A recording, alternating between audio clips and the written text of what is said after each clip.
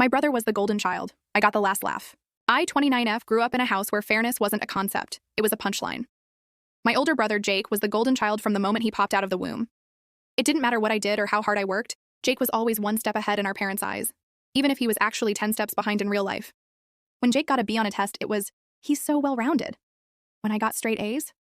Don't get cocky, school isn't everything. He broke a neighbor's window with a baseball? Boys will be boys. I left a plate in the sink? You're so irresponsible.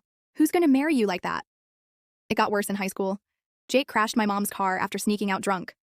They literally blamed me for being a bad influence because I had friends over that same night, even though we were in the living room making TikToks.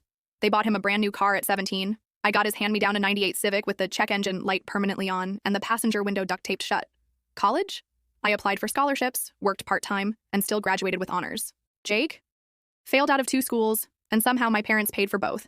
Then they let him take time off to find himself, which meant he sat on their couch for 2 years watching crypto YouTubers and ordering DoorDash on their dime. After college, I moved out and barely looked back. We stayed low contact.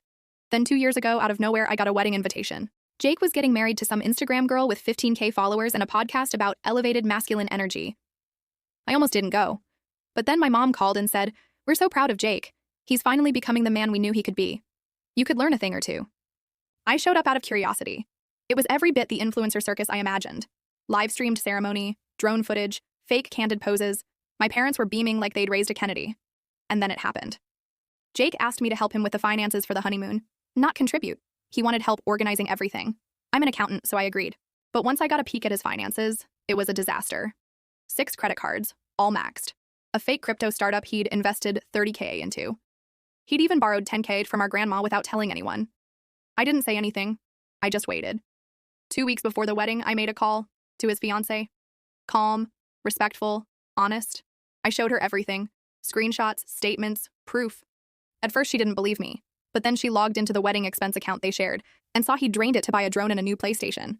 She called off the wedding, in front of everyone. The ceremony turned into a screaming match. Jake's fiancée walked out, her makeup artist following with all the bridesmaids. My parents were horrified. My mom hissed at me. "How could you do this to your brother?" I just smiled and said, "I didn't do anything. He did this to himself. I just stopped covering for him."